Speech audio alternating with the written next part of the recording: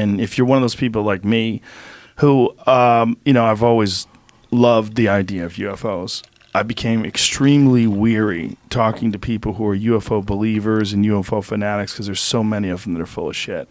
And not just full of shit, they're childishly delirious.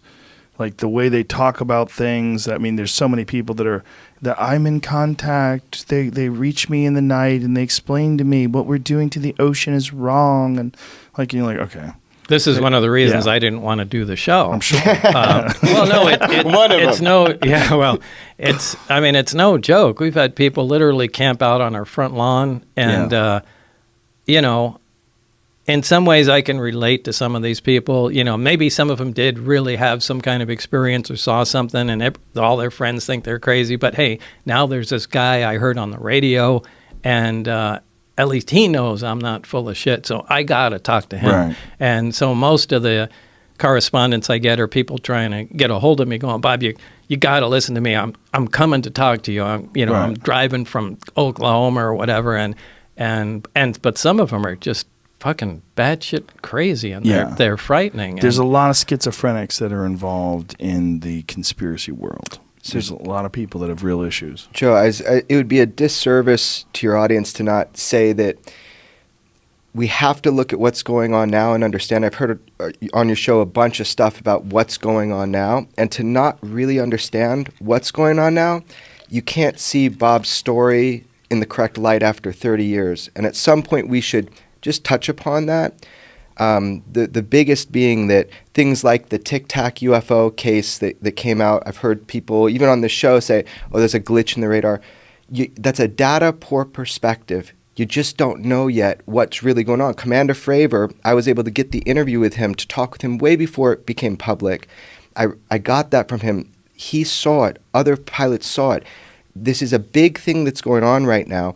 They had more sightings on the East Coast recently, cubes with spherical orbs. These are not aerodynamic, and these are the people we trust to defend us on 9/11. Commander Fravor protected Los Angeles on 9/11. So we trust them, but they're not trained observers. Radar, individuals see these things, and the big one, just to throw down so we can consider a story a little differently, there's more depth to it. The big one is the United States government has admitted that they have been continuously studying the UFO phenomenon. That program was called ATIP, was called OSAP. That's the mother program. George Knapp got that out. They announced through the New York Times about ATIP, but OSAP, these acronyms, OSAP, Advanced Aerospace Weapon Systems Applications Program. Who cares?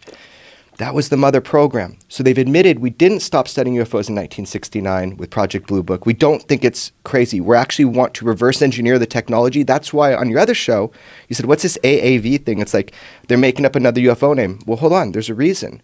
Because in the documents, the DIA documents that George Knapp released, that everybody said was fake till now they know is real, they call them AAVs, which is Advanced Aerospace Vehicles. People are getting the acronyms wrong. So the reason for the terminology change is so that we can mimic what we're reading in the DIA documents. People can look for that now. So they changed the names to get people away from UFO or UAP, even like Hillary Clinton said on air, right?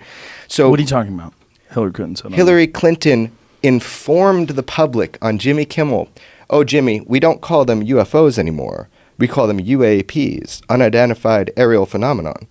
Right, so she kind of was giving. The Clintons are very into the UFO topic. Senator Reid, he's done a lot for the subject, the study of it. Right, so she informed the public so they could look for the right term. So these terms are important because the DIA in those documents, they've been calling them AAVs for quite some time now. And they changed the name to anomalous.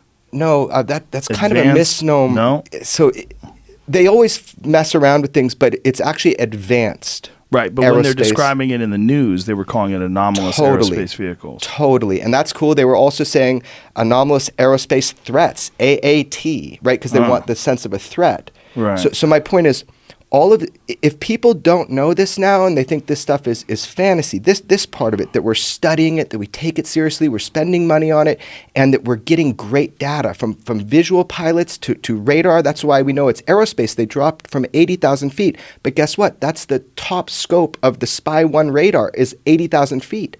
So the radar system they were using, it was coming from above that. So my point is this. If you don't understand that this is happening, you're just behind the curve because you don't have the information because of the stigma that you're talking about. I saw you get totally upset with the UFO topic. I met you first when you were totally upset with the UFO topic. It's the people. When you're doing your pull this microphone. I'm sorry, man. When you're doing your show, the Joe Rogan Questions Everything, I could see how frustrating it is. Trust me, I have been frustrated to hell. Luckily, my mentor is George Knapp, and he's taught me the pitfalls as I went through it. My whole point in this rant right here is just that we have to now look at Bob's story, but knowing the facts, not someone saying it's a bird, it's a plane, it's a glitch.